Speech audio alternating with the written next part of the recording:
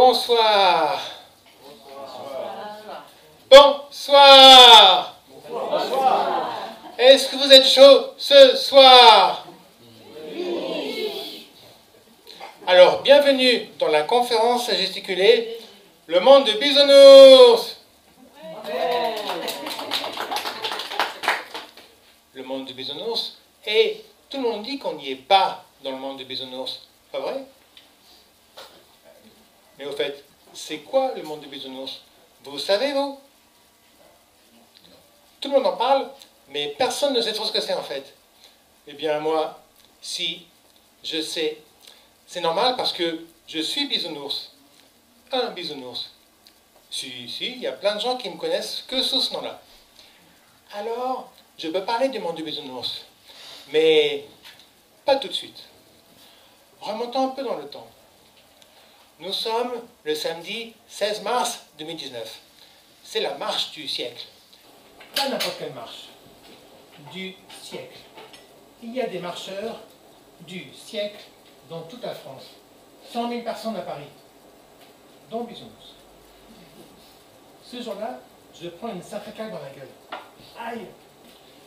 C'est François, un autre marcheur du siècle, qui me la donne. Comment? Juste avec des mots. Il me dit que 80% des insectes volants ont disparu en Europe. Oh, 80%, c'est beaucoup quand même. Il ajoute qu'on va droit vers l'effondrement.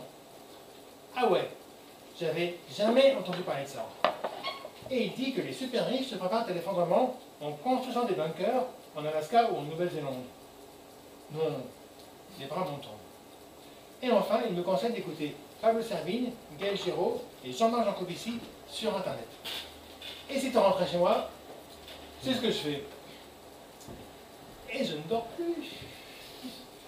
Je vois le monde s'effondrer autour de moi. Je me demande ce que vont devenir mes enfants. Je me dis qu'il faut stocker de la nourriture chez soi. Je veux quitter mon taf. Ah, vraiment? Merci François. Merci. Je cherche fébrilement d'autres infos sur Internet sur le climat et l'écologie. Et c'est ainsi que je tombe sur Extinction Rébellion, un mouvement international de désobéissance civile en lutte contre l'effondrement écologique et le dérèglement climatique. C'est une autre taille dans la gueule. Aïe. En termes d'émotion, je passe des abysses à l'Everest en un rien de temps. Juste le temps de lire les 4 revendications du mouvement.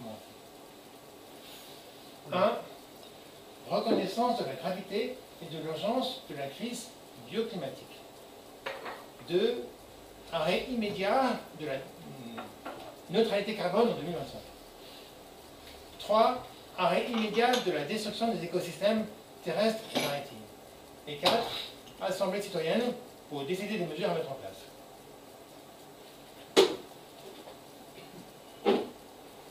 Revenons sur un point. Ça veut dire quoi, la neutralité carbone? La nature absorbe du CO2 par la photosynthèse et produit de l'oxygène. Combien de CO2? Des milliards de tonnes, l'équivalent de 2 tonnes par habitant et par an. On émet combien en France par habitant et par an? Est-ce que vous savez? 9, 10, 11. Ça dépend si c'est des riches ou des pauvres. Ah, c'est sûr. On en reparlera. 5 fois plus donc. XR, Extinction Rébellion, veut la neutralité carbone en 2025. Il n'y a pas que moi qui suis bisounours, hein? Il n'y a pas que moi.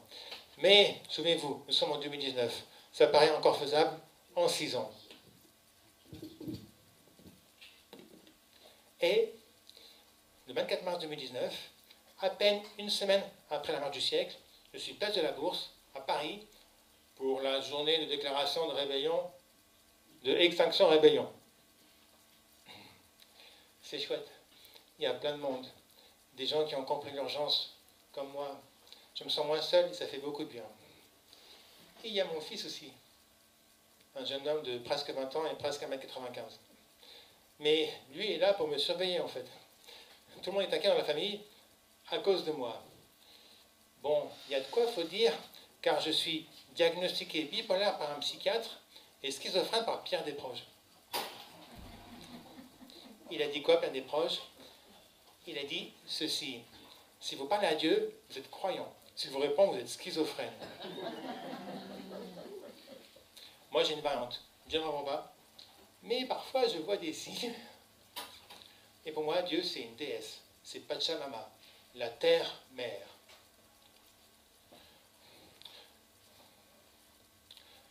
Ce que j'appelle un Everest émotionnel, les psychiatres appellent ça un épisode maniaque, une bouffée délirante.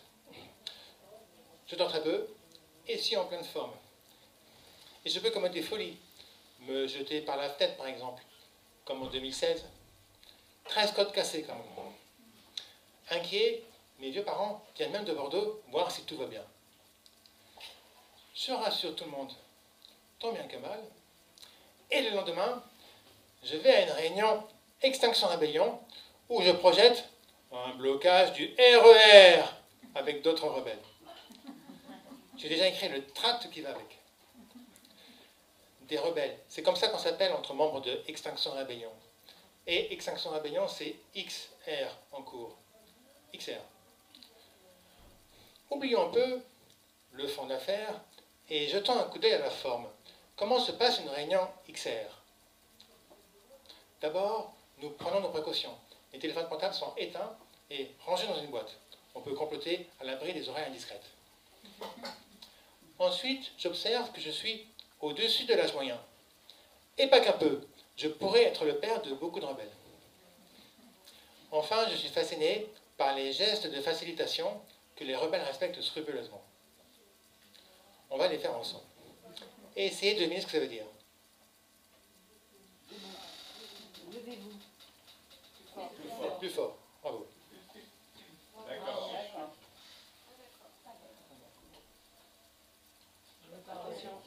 Je veux prendre la parole.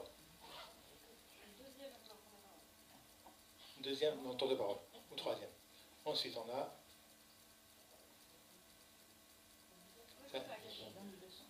C'est la réponse directe pour couper le tour de parole.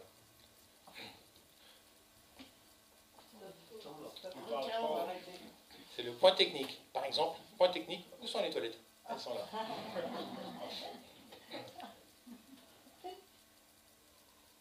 Hors sujet. Oui. Redites, il faut avancer ou conclure. Et enfin, il faut demander le silence. Quand vous voyez quelqu'un faire ça, il faut faire pareil et se taire. En rien de temps, le silence s'installe dans l'assemblée, quelle que soit sa taille. C'est très bisounours, la désobéissance civile non violente. Hein. Et pour que ça marche, il faut une facilitatrice ou un facilitateur qui distribue la parole et qui est le seul à pouvoir la couper si quelqu'un abuse.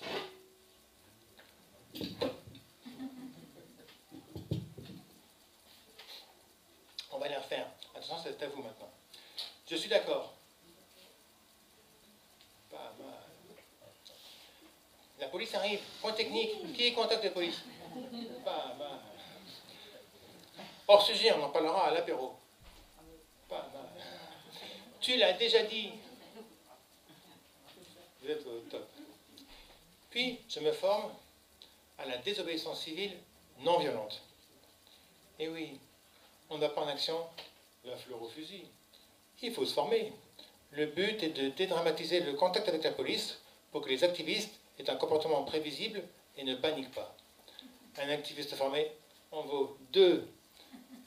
Un activiste qui panique crée plus de problèmes qu'un policier. La formation commence par un débat mouvant sur la non-violence.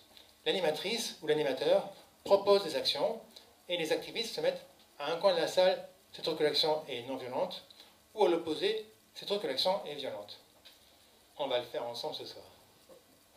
Mais restez à votre place. C'est moi qui vais bouger en fonction de vos réponses.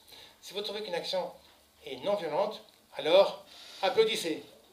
Allez-y pour voir. Ok, ça c'est non-violent. Si vous trouvez qu'une action est violente, alors ne faites rien. Ça va, facile. Hein?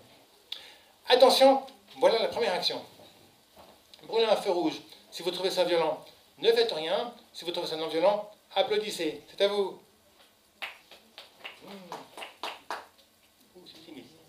c'est plutôt mettre là. Ok. Autre action. S'introduire sur un terrain privé et couper du maïs OGM. Si vous trouvez que c'est violent, ne faites rien. Si vous trouvez que c'est non violent, applaudissez.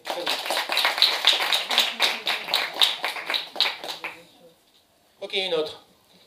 Empêcher des employés de Total Energy d'aller travailler en s'asseyant en tailleur devant les portiques d'entrée de la tour Total.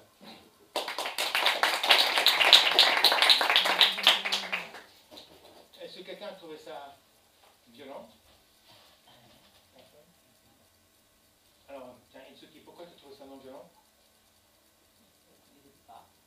Aucune violence.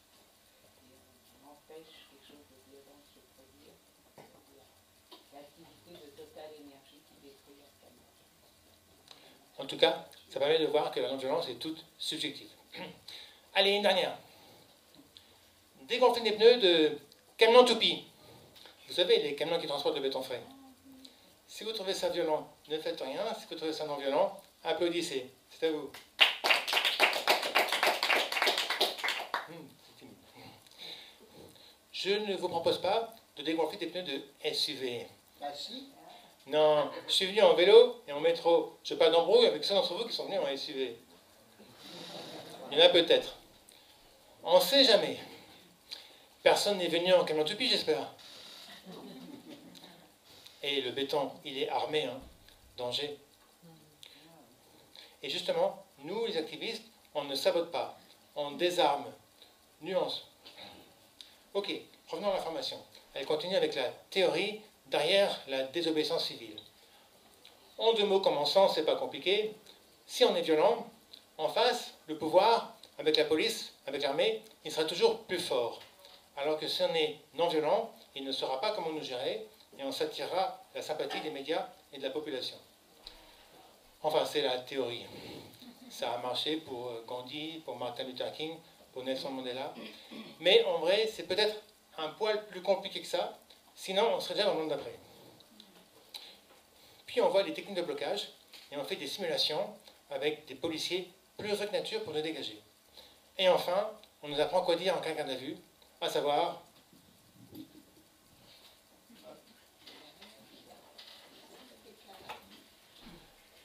Je n'ai rien à déclarer. Point barre.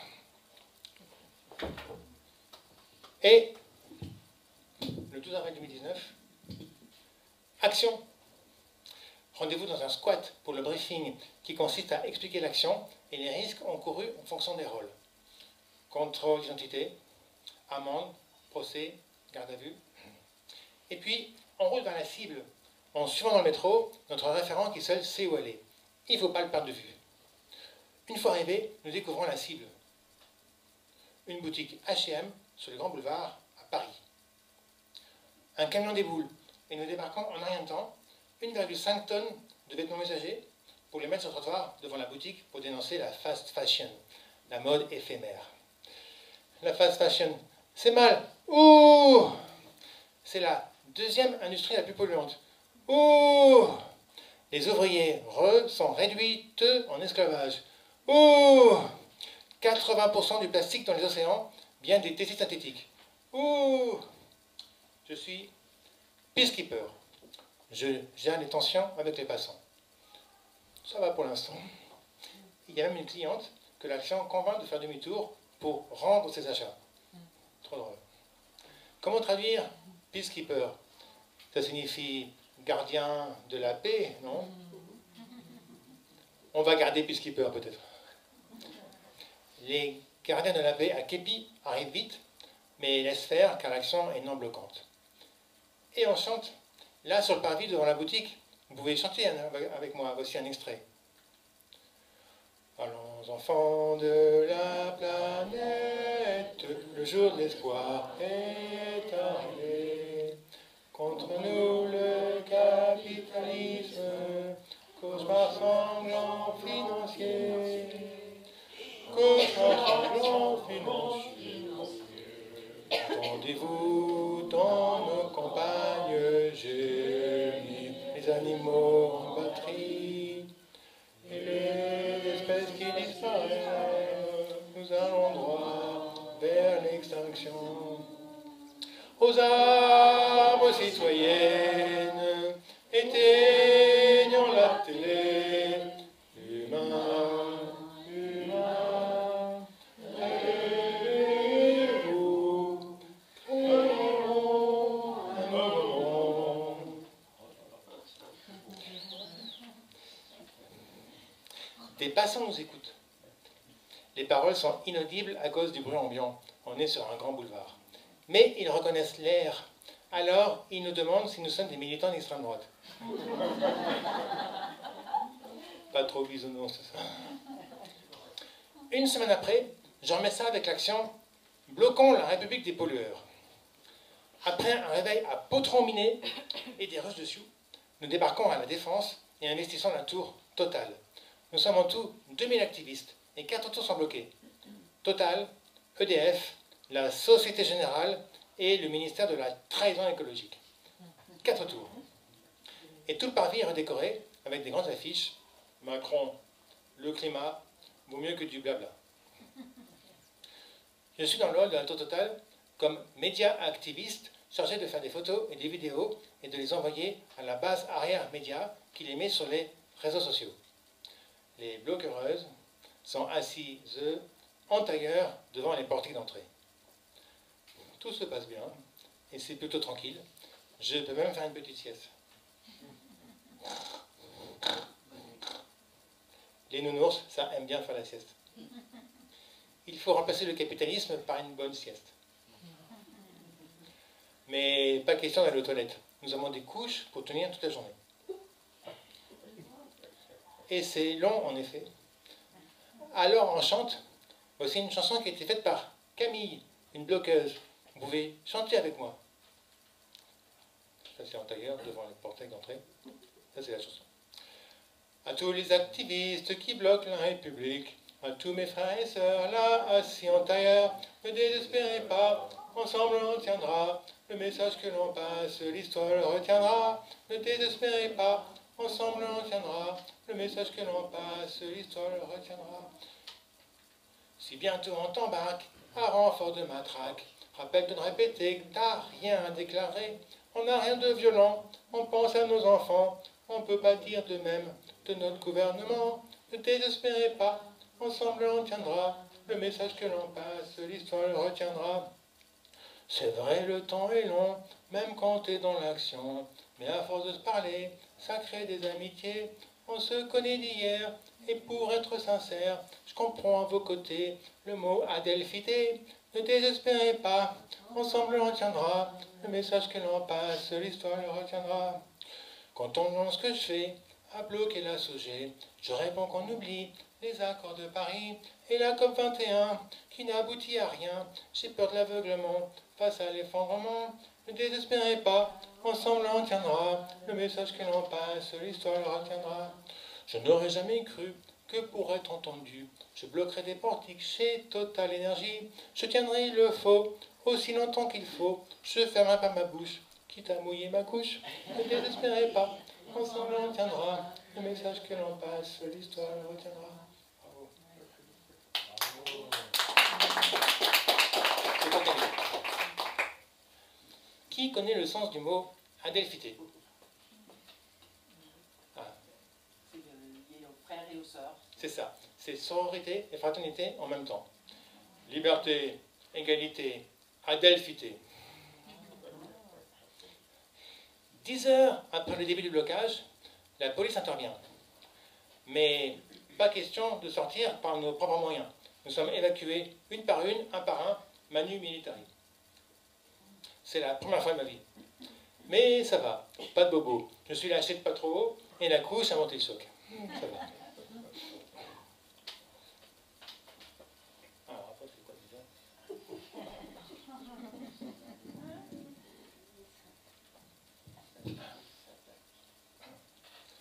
Le 24 mai 2019 est mon dernier jour au taf. Le matin, je quitte avec soulagement un emploi dans la conduite autonome et l'après-midi, je suis à une manifestation climat. C'est un soulagement car la conduite autonome est un concept écocidaire. Ouais, les bagnoles qui roulent toutes seules, non, c'est pas bon pour la planète. Me voilà au chômage et en instance de déménagement, car je vends mon appartement à Boulogne-Billancourt pour rembourser mon prêt et être libre. Je ne sais pas encore où je vais. 8 juin 2019. À une causerie de l'association Avenir Climatique, je découvre la terrible équation de Yoichi Kaya, un économiste japonais. Attention, maintenant on va faire des maths. Jusque-là, ça va. Les émissions mondiales de gaz à effet de serre, 59 milliards de tonnes équivalent CO2, soit 7,5 tonnes par habitant et par an. Mais en France, on est plutôt à 10 tonnes, comme on a déjà vu. Les super riches, les 10% plus riches, émettent même plus de 30 tonnes. Quant aux super riches, ils peuvent émettre 30 tonnes dans la journée avec leur jet privé. Introduisons le produit intérieur brut, le fameux PIB. On veut faire ça parce que le PIB n'est pas nul. Ça, c'est l'intensité carbone du PIB, en grammes de CO2 par euro. C'est quoi ce truc-là? C'est la quantité de gaz à effet de serre qu'on émet pour faire 1 euro de PIB. L'équation signifie que pour réduire les émissions de gaz à effet de serre, il faut réduire le PIB et ou l'intensité carbone du PIB. Ben voilà. L'intensité carbone du PIB, c'est ça qu'il faut réduire. On voit l'idée qu'elle est bonne. On appelle ça le découplage, la croissance verte, le développement durable. Mais on ne peut y arriver que localement, en délocalisant les usines. À l'échelle du monde, c'est impossible. C'est prouvé par une étude européenne. Le dernier rapport de l'ONU sur le climat le dit aussi. La seule façon de baisser vraiment les émissions de gaz à effet de serre, c'est de réduire le PIB. C'est la décroissance. Produire moins et consommer moins en répartissant mieux le gâteau. Et il n'y a pas que moi qui dis ça. Oui, il y a l'astrophysicien Aurélien Barraud aussi. Il a dit la décroissance, je l'appelle de mes voeux. Elle ne doit pas faire peur. Le PIB, on s'en fiche complètement. Ce n'est pas ça qui est important dans nos vies. Et il y a aussi la jeune et courageuse militante suédoise Greta Thunberg. Elle a dit The only sensible thing to do is pull the emergency brake. C'est-à-dire, la seule chose sensée à faire est d'actionner le freinage d'urgence. Il y a un freinage d'urgence? Oui, c'est la décroissance. Sortir de la roue de hamster, de la production et de la consommation. De combien doit-on réduire le PIB? 5%? 10%? Des chiffres qui feraient blêmir n'importe quel ministre de l'économie? Mais il prête à rire. La neutralité carbone, c'est 2 tonnes par habitant et par an, et on est à 7,5. On doit donc diviser par presque 4. Moins 70%, ça l'ordre de grandeur. Mais la décroissance, c'est pas triste, non. Si vous voulez, la décroissance, c'est aller en Italie par le train de nuit pour 2 semaines de vacances, plutôt que d'aller à Rome en avion pour un week-end. C'est ça la décroissance, c'est pas triste. Il est temps de passer du PIB au BIB, le bonheur intérieur brut, comme au Bhoutan, ce petit pays du Himalaya.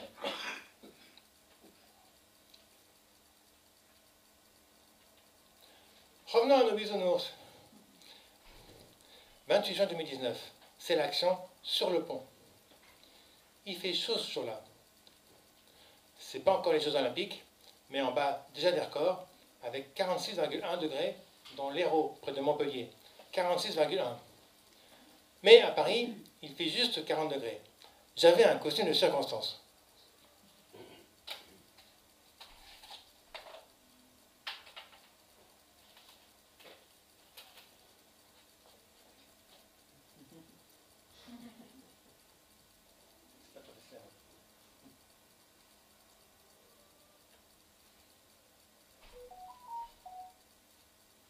Il y a un trou plus grand pour la tête? C'est pas celui-là. Merci. Par 40 degrés, non, c'est très agréable. Mine de rien, il y a une tablette qui nous écoute là, qui sonne. Elles ne sont pas toutes dans des boîtes. Hein.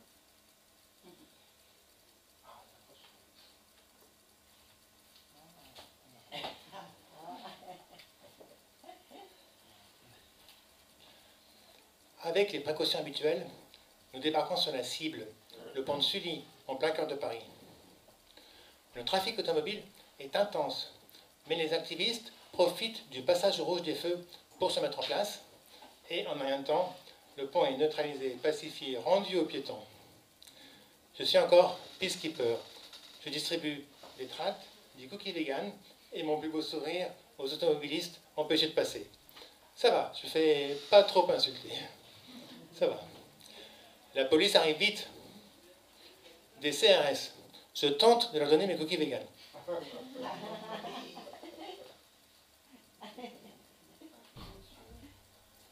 Derrière moi, les bloquereuses resserrent les rangs pour se préparer à l'assaut des CRS. Je me joins à elles et eux.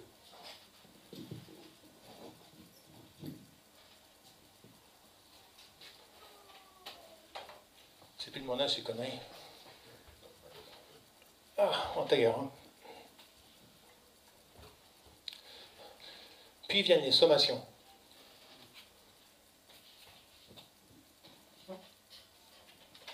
Première sommation, veuillez regagner le trottoir. Nous allons faire usage de la force. Que la force soit avec nous, les bloquereuses. En vrai, c'est pas du tout ce qu'on a dit. En vrai, les enfants parmi nous et celles et ceux qui ne veulent pas aller en garde à vue rejoignent le trottoir.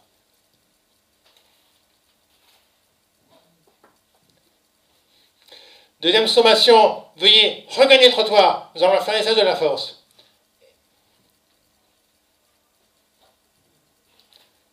Et les policiers commencent à nous déloger manu militari. Alors nous on dit, policiers, doucement, on fait ça pour vos enfants. Policiers, doucement, on fait ça pour vos enfants. Pour que les policiers nous ménagent. Mais en vrai, je ne suis pas trop sûr que ça marche. À mon avis, ça les énerve plutôt. Mais on tient bon.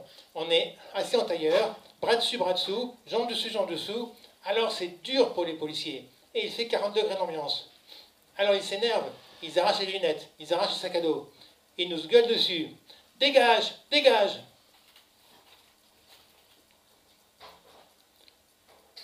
Et soudain, ils se remettent en place, ils reculent et annoncent « Veuillez regagner le trottoir, nous allons faire usage de gaz lacrymogène. » Et nous sommes complètement arrosés.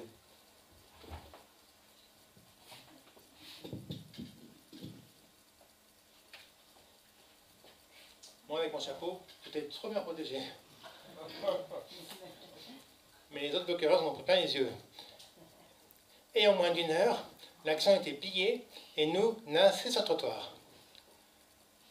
Mais policiers, c'est pas un métier facile, vous savez. Ce jour-là, l'un d'eux fait un malaise. Et oui, il fait 40 degrés et l'air est irrespirable pour tout le monde à cause des gaz. Et puis, les CRS ont toute une panoplie de Robocop sur le dos. Il faut peser un âne mort. C'est en plastique. Et à mon avis, c'est pas du plastique respirant. La police va devoir s'adapter aussi au dérèglement climatique. En tout cas, ce jour-là, ce sont les soignants XR qui viennent à son secours. Encore des bisounours. Bon, maintenant, il faut que j'enlève ça, c'est pas plus facile.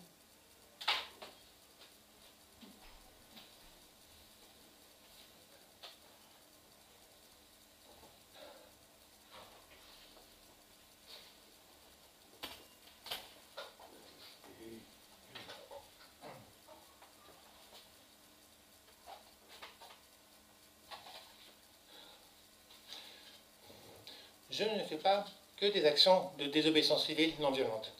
Non, j'anime aussi des fresques du climat. Un atelier ludique et participatif et pédagogique pour comprendre le climat en tant que système avec les causes et les conséquences de son dérèglement. Si vous voulez comprendre le rapport de l'ONU sur le climat sans lire 3000 pages, une seule adresse, la fresque du climat. Vous saurez l'essentiel en 3 heures et vous vous amuserez. Vous pourrez même faire des jolis dessins. Ah, après la vache qui rit, voici la vache qui rote du méthane. 21 août 2019. Je suis à Dourdan pour animer une fresque du climat à l'occasion de l'université d'été du mouvement Écologie Intégrale. Ce jour-là, je rencontre Vincent Liéger, un partisan de la décroissance qui habite en Hongrie. Et j'achète son bouquin sur la DIA. La DIA, c'est la dotation inconditionnelle d'autonomie. Ok, c'est quoi ce truc-là? C'est un revenu universel pour améliorer le sort des chômeuses et des SDF, et aussi, et surtout, pour que celles et ceux qui ont un emploi puissent travailler moins, tout simplement. Et oui, c'est pas con ça. C'est bon pour le climat de travailler moins. Travailler combien moins? Le livre ne le dit pas, mais je le découvrirai plus tard. Et la DIA, c'est aussi la tarification progressive. Si tu consommes peu, tu payes 0, que dalle, maquage. Si tu consommes beaucoup, tu payes une blinde. Et c'est comme ça pour tous les besoins de base. Par exemple, pour l'eau, les premiers mètres cubes sont gratuits. Pour le logement, les premiers mètres carrés sont gratuits. Combien de mètres cubes, combien de mètres carrés, ça se décide collectivement. Ça serait pas chouette, ça?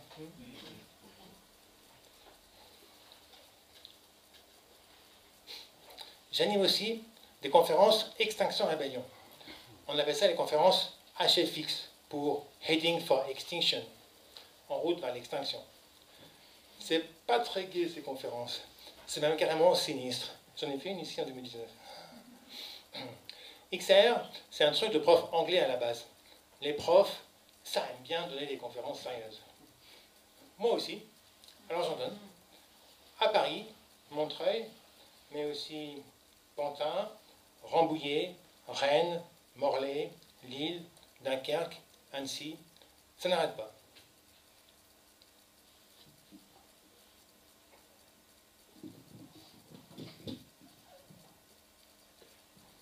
Novembre 2019, je déménage. Après avoir remboursé mon prêt, il me reste assez pour acheter un appartement plus petit dans un quartier populaire de Montreuil. Coluche a dit, partir, c'est crever un pneu. Alors, je ne raconte pas ce que c'est que de déménager pour arriver dans une ville inconnue où je ne connais que un ou deux rebelles. Et puis, je n'ai pas de travail, donc je passe beaucoup de temps tout seul chez moi. Et l'appartement est trop petit, je dois mettre la moitié de mes cartons dans la cave. 60 cartons quand même. Et il n'y a pas d'ascenseur. C'est dur. Je vis à fond le début de la courbe du deuil. Choc, déni, colère, dépression. C'est-à-dire que je rejette tout et que je veux revenir en arrière. Et c'est ce que je fais. Et ça marche. Je décroche un emploi dans l'automobile à Saint-Quentin en Yvelines. Trop loin de Montreuil. Alors je commence à chercher une piole, là-bas près de Versailles. Mais heureusement, Montreuil, c'est vraiment une ville sympa. Et je parcours la courbe du deuil avec une fusée au cul. Je renonce donc rapidement au poste et juge avec sévérité mon accès de faiblesse. Comment pouvais-je envisager de revenir dans l'automobile après une telle prise de conscience? En effet, à peine un mois après mon arrivée, je rencontre une bisounours, Brigitte, la cofondatrice de la pêche monnaie locale.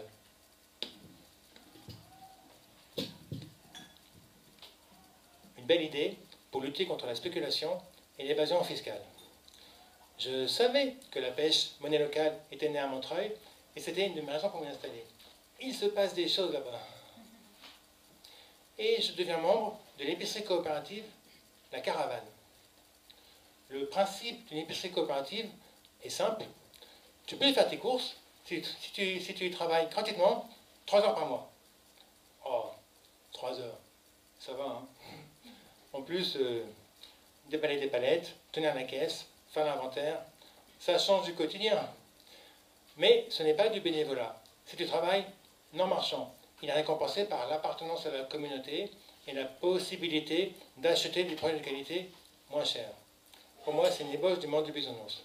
Et ce soir, le repas est entièrement fait avec des produits de la caravane, sauf la coriandre. Coriandre.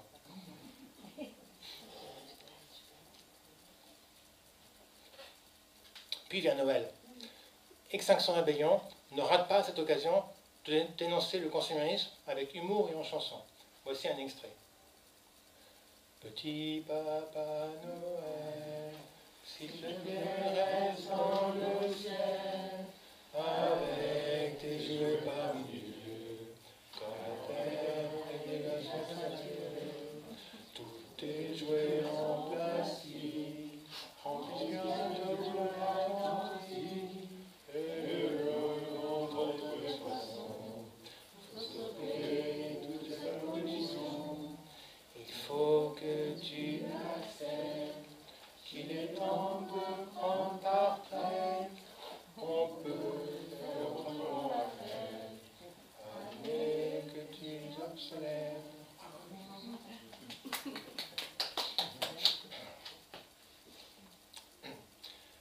Peu après, Vincent Léger, le décroissant qui habite en Hongrie, est de passage à Paris.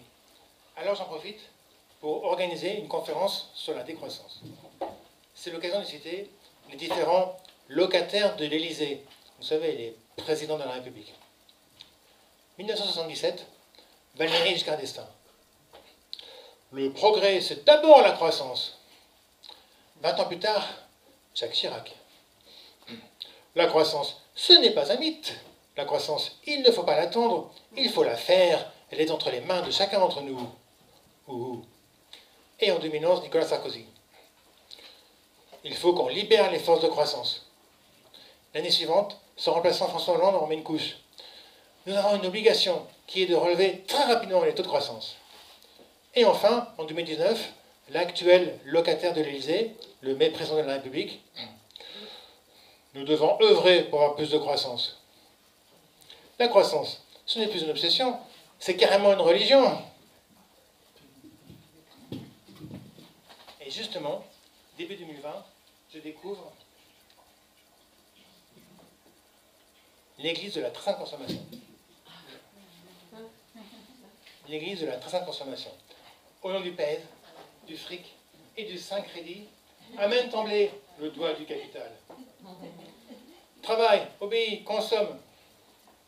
Et son hymne, dont voici un extrait, que vous pouvez chanter avec moi. Allons, clients consuméristes, le jour de paye est arrivé. Contractons le nombre de crédits, crédit à la consommation, crédit à la consommation.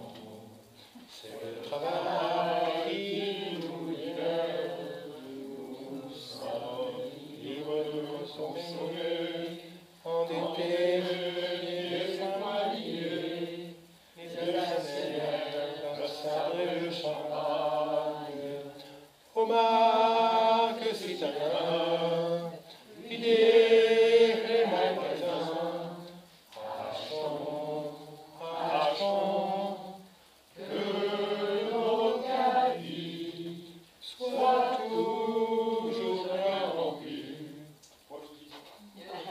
C'est un extrait. Je continue les conférences Extinction Rébellion. Un constat m'interpelle. Les gens qui viennent, ils savent déjà en fait. Ils viennent surtout pour voir qui on est, pour nous rejoindre, ou plus souvent pour se rassurer parce que leurs enfants veulent nous rejoindre. Eh oui, XR, est-ce que c'est une secte opaque? Le logo est quand même un peu inquiétant. Mais alors, comment toucher les gens qui ne savent pas et qui vont docilement au travail tous les jours sans se douter de rien? Grant, un rebelle italien, a une idée. Attachez vos ceintures, nous partons, et j'ai besoin de 2 volontaires.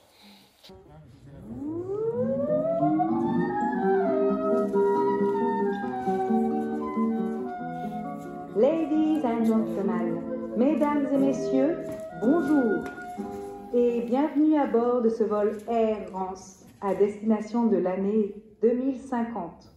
L'équipage Extinction Rébellion va vous présenter les démonstrations de sécurité. Vous pouvez dès à présent enlever vos manteaux et enfiler shorts et maillots de bain, car la température à destination pourrait atteindre 55 degrés à l'ombre selon Météo France et le CNRS. Actuellement, le temps est clair et le ciel bien dégagé. En effet, 30% des oiseaux et 80% des insectes volants ont été exterminés ces 30 dernières années. Si vous vous sentez à l'étroit sur votre siège, pensez à ces pauvres poules élevées en batterie. Il y en a plus de 20 milliards sur Terre. 70% des oiseaux sont des poules. Vous êtes invité à bien vous pencher si vous espérez apercevoir quelques animaux sauvages. Ils ne représentent plus que 4% de la biomasse des vertébrés terrestres. Et surtout, penchez-vous dès maintenant, car l'ONU estime qu'une espèce vivante disparaît en moyenne toutes les 8 minutes. Hop, disparu. Sur votre droite, vous pouvez admirer le continent de plastique, qui est aussi grand que 3 fois la France. À notre arrivée en 2050, il y aura plus de plastique que de poissons dans les océans. Chaque semaine, nous ingérons 5 grammes de plastique, l'équivalent d'une carte de crédit. Pour que vous ayez votre dose quotidienne, votre plateau repas est intégralement emballé de cellophane. Nous demandons à chacun de bien vouloir rester assis et de bien la boucler tant que le signal lumineux « L'important, c'est la croissance » est allumé, c'est-à-dire tout le temps. Le manque d'eau et les risques de famine à l'arrivée pouvant provoquer des turbulences. Vous trouverez en face de votre siège un sac à déni. En cas de dépression écologiste, des masques à gaz hilarants tomberont automatiquement au-dessus de vous. Si vous comptez vous rendre à New York, Jakarta ou d'autres villes côtières, pensez à prendre le gilet de sauvetage qui se trouve sous le siège devant vous. Il vous sera utile compte tenu de la montée des eaux. L'équipage distribuera également des badges. C'est pas moi, c'est les Chinois, même s'ils consomment 2 fois moins que moi. En cas de crash de notre système, rappelez-vous que l'évacuation se fera par où vous pourrez et dans le plus grand désordre. Commencez à y réfléchir dès maintenant. Il n'y aura malheureusement de parachute que pour les 1% voyageant en première qui ont eu les moyens de se payer un bunker en Alaska ou en Nouvelle-Zélande. Rappelez-vous qu'il est toujours temps de prendre les commandes pour atterrir en douceur, comme l'ont fait les passagers Gandhi et Martin Luther King avant nous. Les solutions sont en nous. N'hésitez pas à consulter la notice de sécurité remise par notre équipage qui va passer maintenant parmi vous. Extinction Rébellion vous remercie pour votre attention et espère vous revoir bientôt.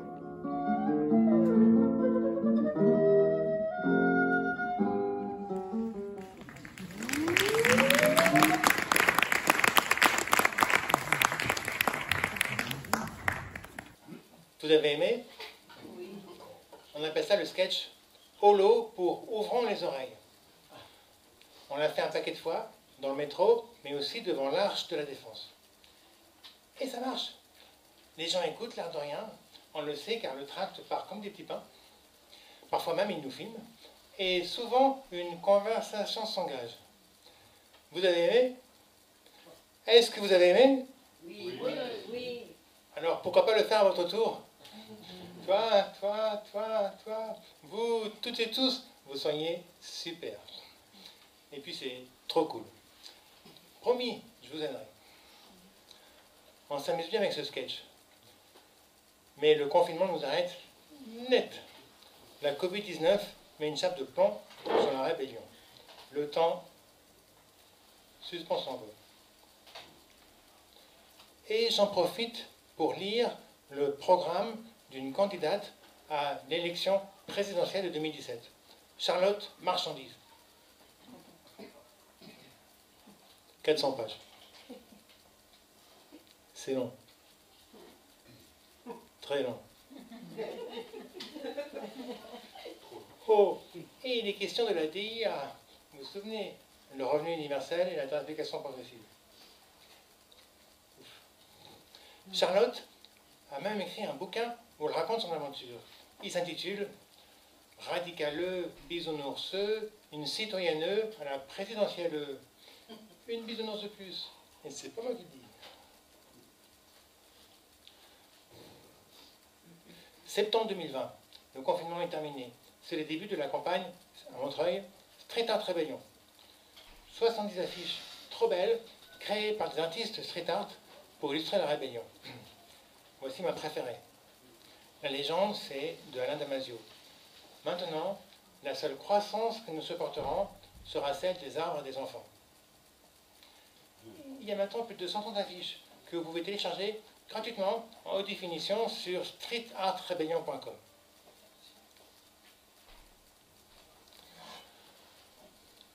Revenons à nos bisounours. Octobre 2020, je suis mandaté pour représenter XR à une initiative pour l'élection présidentielle, cette fois de 2022. Ah, génial! Ça s'appelle les Jours Heureux, en référence aux Happy Days du président Franklin Roosevelt. Gonflé à bloc, je vais à Die, dans la Drôme, pour une rencontre au sommet. Et je découvre l'objectif, que des assemblées, des Jours Heureux, se créent dans toute la France pour faire émerger un programme populaire et collectif pour l'élection. Waouh! Ambitieux! Ouais, très ambitieux! Ouais, carrément trop ambitieux en fait. Peu après mon retour à Montreuil, l'initiative périclite et s'arrête. Mais j'ai ramené une pépite de la Drôme.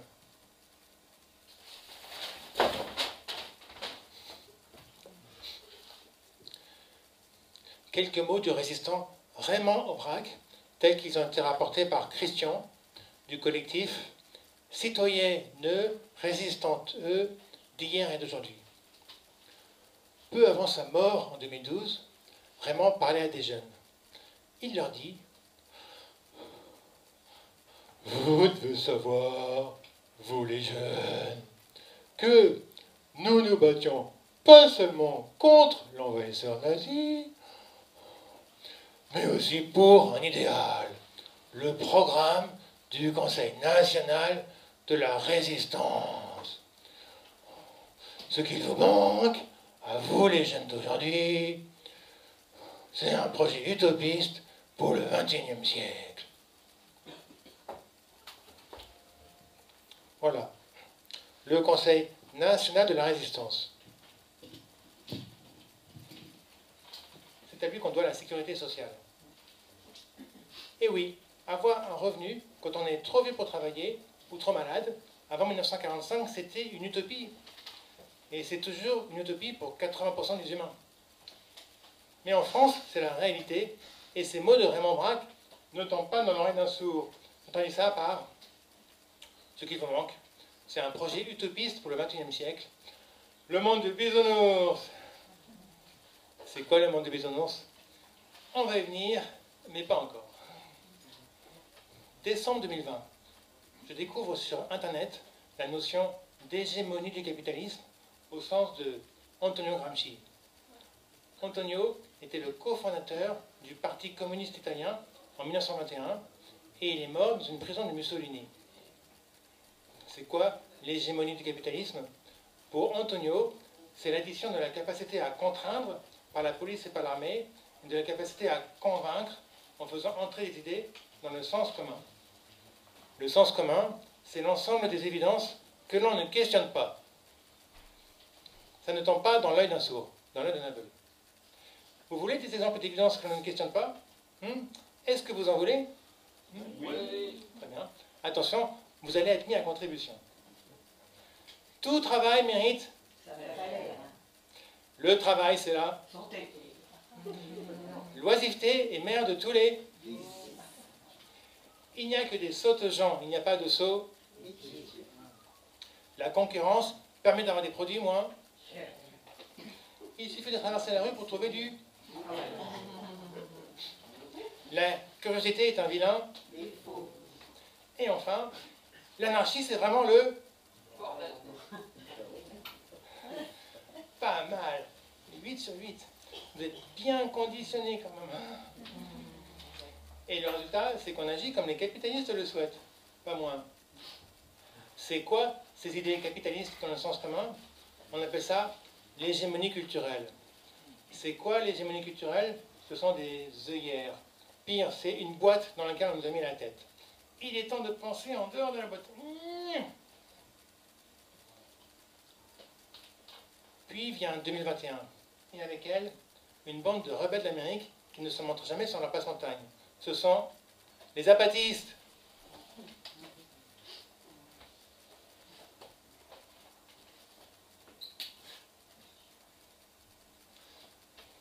Zapata! Zapata, vive, vive, la lucha, sigue, sigue.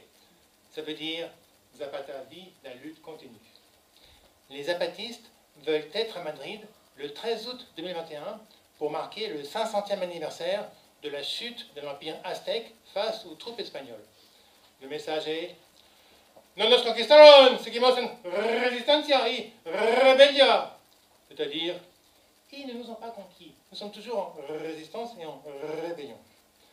C'est le début d'une tournée mondiale qui commence par l'Europe, que les zapatistes se renomment Sumilkashksamkop, la terre insoumise.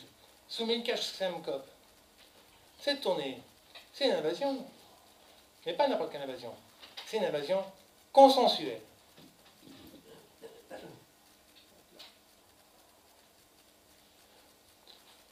Hola, compañeras, compañeros, compañeras de Sumilkashksamkop. Vous être d'accord, nous envahir vous. Oh oui, bienvenue les zapatistes. Hola, buena, vous pas bouger, nous venir pronto. Et 150 zapatistes viennent. C'est El viaje por la vida, le voyage pour la vie.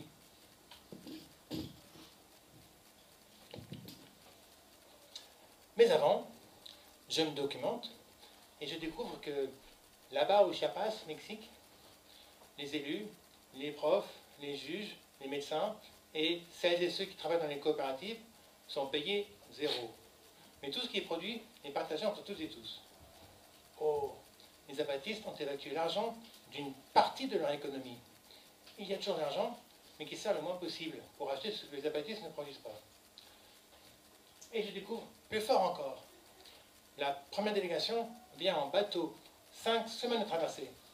Si on leur interdit de débarquer à cause du Covid ou d'un problème de visa, alors ils déploieront une grande banderole devant leur bateau avec juste un seul mot. Despertad. Ça veut dire réveillez-vous. Oh, les zapatistes ne disent pas rebellez-vous, comme nous à Extinction Rebellion, mais juste réveillez-vous.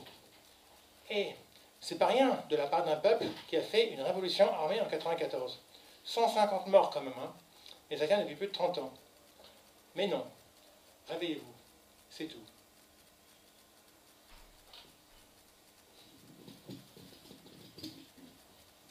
Tout cela me passionne. Et ça m'inspire un texte que j'intitule bien sûr Despertad. Juste 4 pages. Je parle des zapatistes, de Gramsci, de Aubrac, mais aussi de Bookchin, de Gandhi et même de Étienne de la Boétie. Et je m'investis à fond dans leur accueil, les zapatistes. Et c'est ainsi que je rencontre des irréductibles gaulois, les gilets jaunes de Montreuil.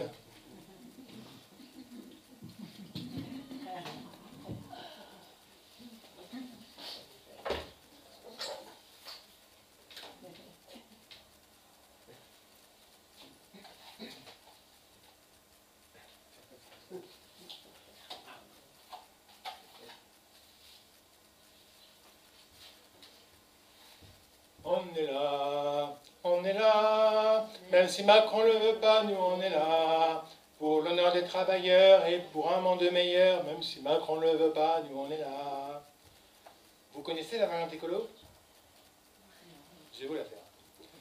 On est là, même si Macron le veut pas, nous on est là. Pour la nature on se bat et on baissera pas les bras, parce que la nature c'est nous et on est là. Ça fait 2 causes, un adversaire. Je dis ça, je dis rien. Si je dis qui connaît une autre variante? Non. Revenons aux Gilets jaunes de Montreuil. Je les aide à organiser la rencontre avec les zapatistes et aussi 2 événements autour du 150e anniversaire de la Commune de Paris. Gros changement d'ambiance par rapport à Extinction Rebellion. Cette fois, je suis un des plus jeunes. Et les gestes de facilitation ne sont pas utilisés. Non, les gilets jaunes préfèrent se couper la parole à tout va. C'est une autre culture. Et elles et ils ont leur cantine le mercredi à l'ARI, un lieu trop cool à Montreuil. J'y cuisine parfois et j'y mange souvent. C'est une cantine à prix libre. Encore un truc de bisounours. Si un jour on me demande ce que je préfère entre les gilets jaunes et l'Extinction Rebellion, je répondrai ceci. Et toi, qu'est-ce que tu préfères entre ta jambe gauche et ta jambe droite? Un beau jour de mai 2021, alors que je fais la plonge à la cantine des gilets jaunes, j'ai un déclic en parlant avec Giorgio. Je sais pour qui voter et pour qui faire campagne en 2022. Un homme politique qui a dit « La guerre, il faut pacifier ».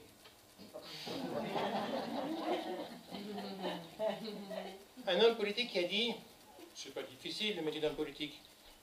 Les études, c'est très simple. Les études, c'est 50 droits, tout le reste de travers. » Pour moi, c'est le plus grand homme politique de la Ve République.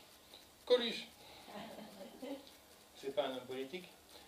Si on lui doit la loi sur les réductions d'impôts quand on fait un don à une association. Et il a ce qui fait des fois beaucoup d'hommes politiques, du cœur. On lui doit les restaurants du cœur. Je vais inciter à voter massivement pour lui pour qu'un tsunami de vote nul sabote l'élection. Coluche a dit, si voter changeait quelque chose, il y a longtemps que ça serait interdit. Il a raison, alors votons Coluche.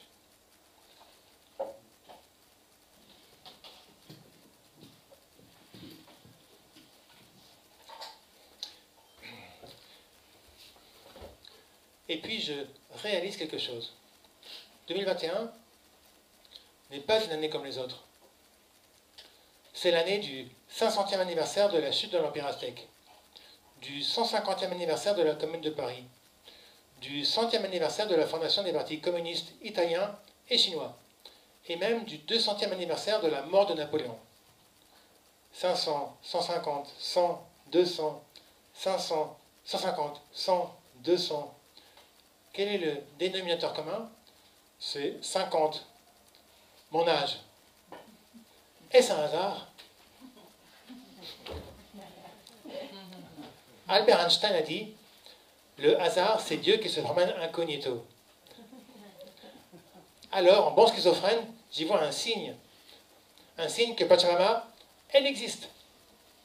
Et elle attend quelque chose de moi. Mais quoi? En attendant de trouver, les idées fusent.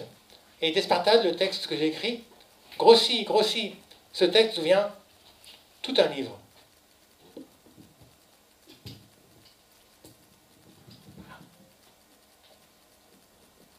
Un livre qui parle de tout.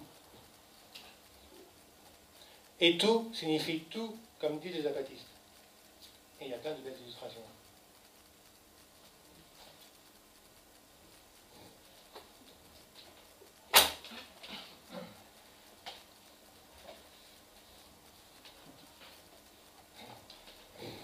Mais ce n'est pas mon livre. Je suis juste celui qui a la machine à écrire. C'est son livre, le livre de Pachamama.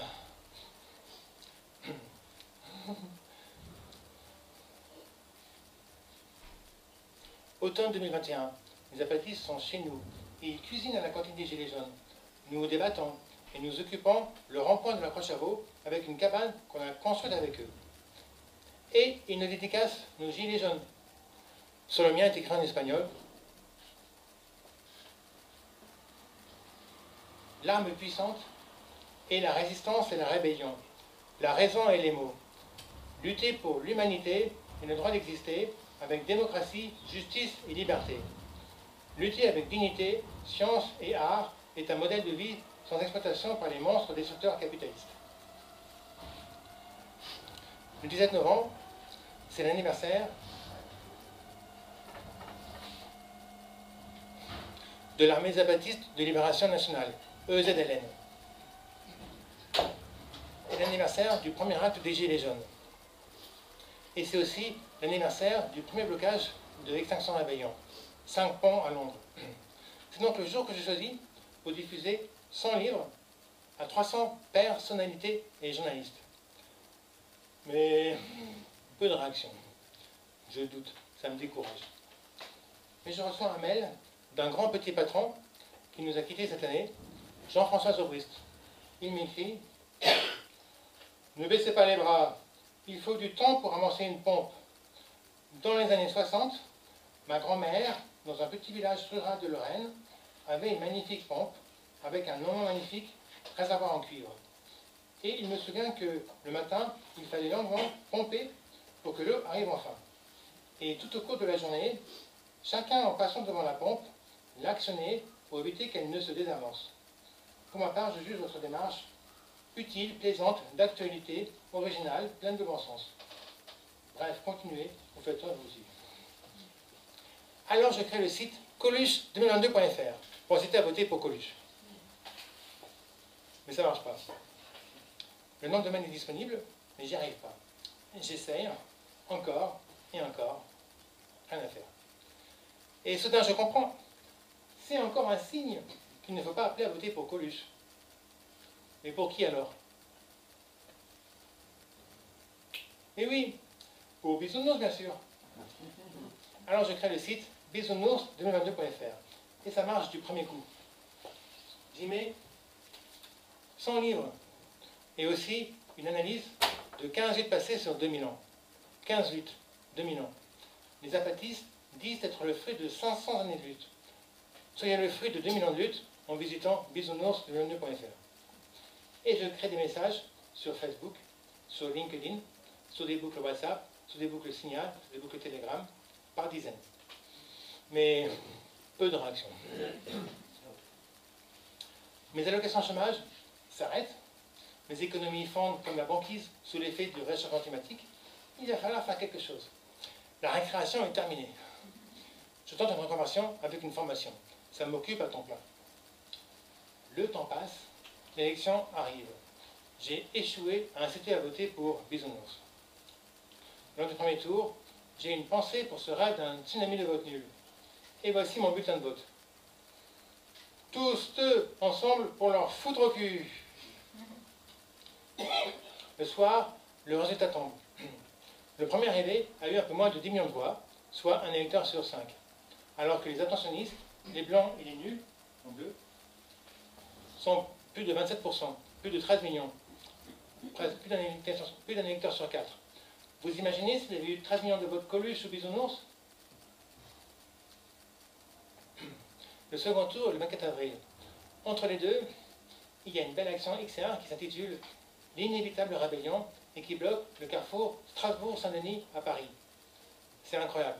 À la place des voitures, des bottes de paille, des gens qui chantent, des gens qui dansent, des gens qui méditent, des assemblées citoyennes. C'est un truc de ouf. Et il y a aussi un grand drapeau XR sur la porte Saint-Denis. Le second tour est le 24 avril.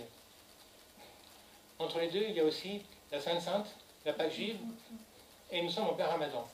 Il n'en faut pas plus pour que je dessine dans la tête. Je rentre dans une phase maniaque aiguë, et je bosse comme un fou sur un nouveau texte, un discours pour inciter à voter pour Bisounours. J'y crois encore, je veux jouer le tout pour le tout. Le 23 avril, veille du second tour, je m'en vais prononcer mon discours devant l'hôtel de ville de Paris. Pour être écouté, je ne trouve pas mieux que de bloquer la rue de Rivoli avec ma voiture, devant le BHV. J'ai appelé plein de monde à me rejoindre, mais personne n'est venu. Mais je ne suis pas seul. Avec moi, il y a Lily, mon chat, dans son sac à chat. Debout sur le siège conducteur de ma voiture, je chante bloquant, je chante danser encore, j'incite à voter pour Bisounours. C'est là qu'il faut que je vous dise que ma voiture, c'est un cabriolet. J'ai rangé le dos dans le coffre. Debout sur le siège conducteur, je domine la situation. Nous sommes près d'une heure, Lily et moi. Et puis la police nous évacue manu militari. Pour Lily, c'est la première fois. Pour moi, c'est la 10e. Et je me retrouve en garde à vue, et Lily à la fourrière. Pauvre chat. Dans la nuit, on me transfère dans un hôpital psychiatrique. Mais comment ils m'ont reconnu? Pour moi, le temps suspend s'envole. Je suis enfermé sous contrat. Première semaine, j'ai la visite d'amis de XR et des Gilets jaunes. C'est cool. Deuxième semaine, je commence à atterrir tout doucement. Troisième semaine, j'ai ma première permission. Quatrième semaine, ça commence à être long. Cinquième semaine, très long. Sixième semaine, enfin je sors avec un suivi psychiatrique. Que faire de tous ces textes que j'ai écrits? une idée vient grâce à une amie gilet jaune, Adriana. Me lancer dans le show business, bien sûr. L'avant-première a lieu le 20 juin 2022, à peine 2 semaines après ma sortie de l'hôpital. Et je vais mieux grâce à ça. Cher public, je vais bien grâce à toi. Public chéri, tu es le traitement que je préfère. Et il n'y a pas d'effet secondaire. Et maintenant, vous l'attendez toutes et tous depuis 1 heure, le clou du spectacle, le monde des bisounours. C'est quoi le monde des bisounours? Ça tient en 4 mots dans un qui compte double. Coluche a dit, il y a 3 millions de chômeurs qui veulent du travail. C'est pas vrai. De l'argent leur suffirait. Moi je dis, il y a 10 millions de pauvres qui veulent de l'argent. C'est pas vrai. De la gratuité leur suffirait. Le premier mot c'est gratuité.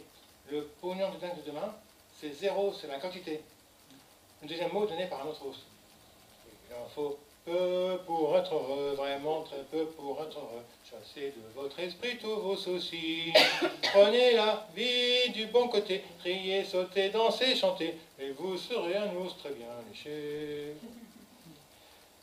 Jean-Jacques Rousseau, il pense comme Balou. Il a dit, les vrais besoins n'ont jamais d'excès. Alors le deuxième mot, c'est sobriété. Avec le premier mot, ça fait la gratuité des vrais besoins en quantité sobre mais suffisante.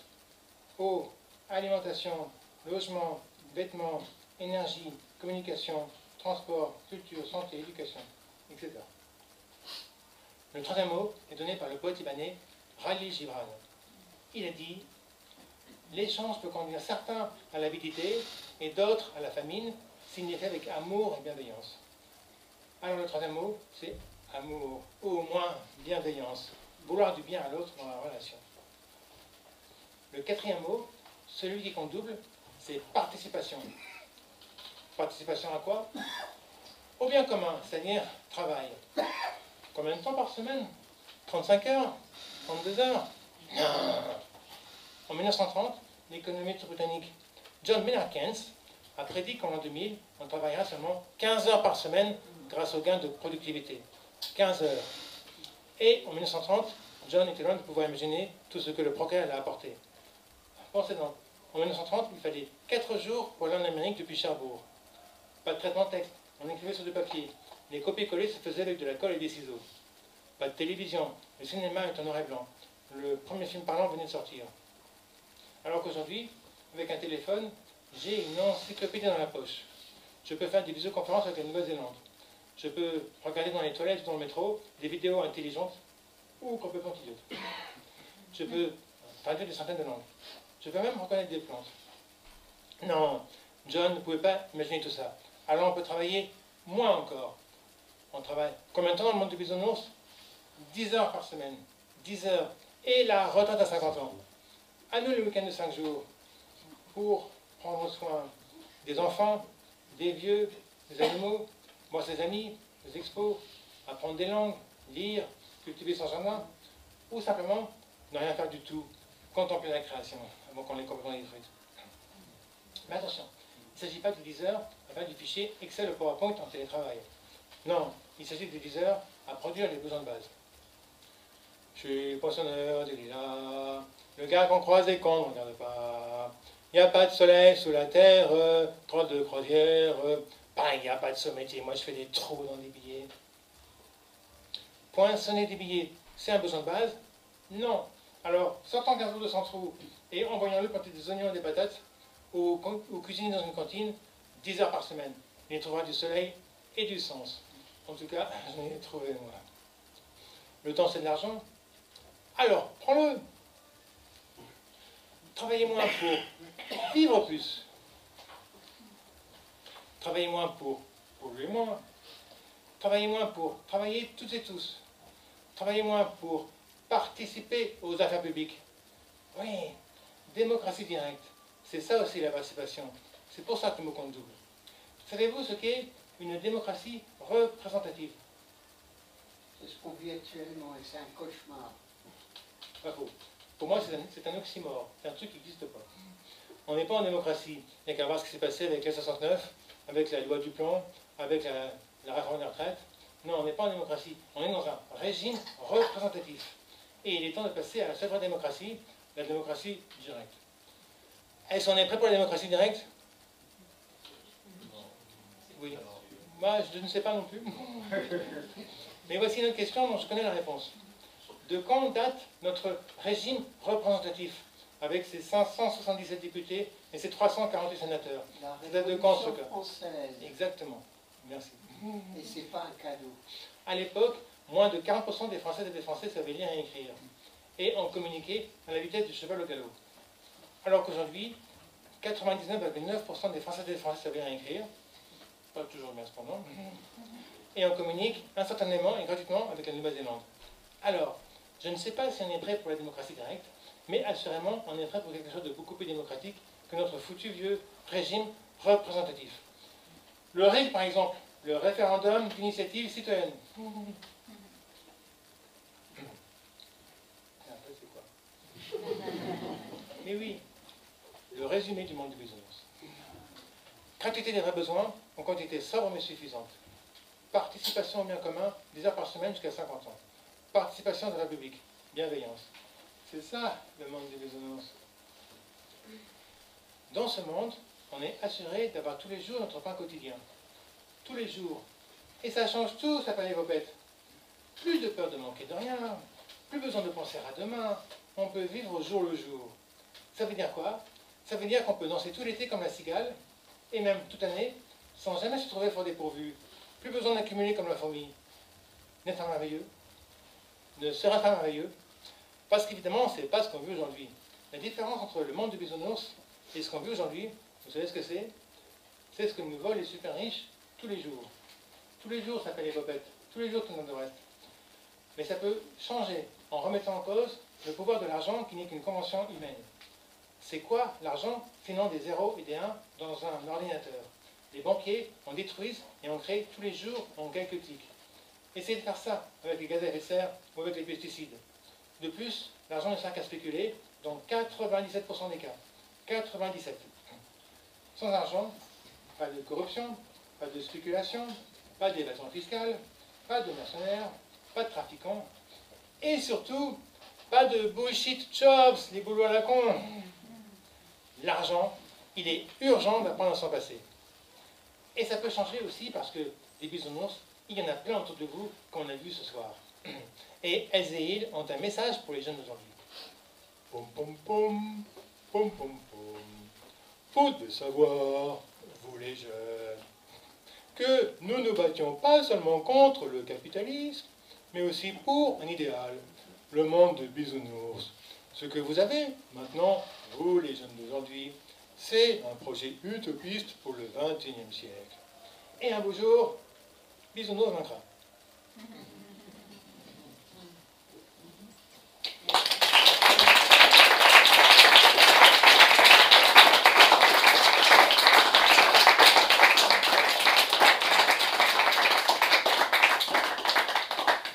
Merci à Lisa, Brigitte, Adriana et Ulysse pour m'avoir aidé à monter ce show.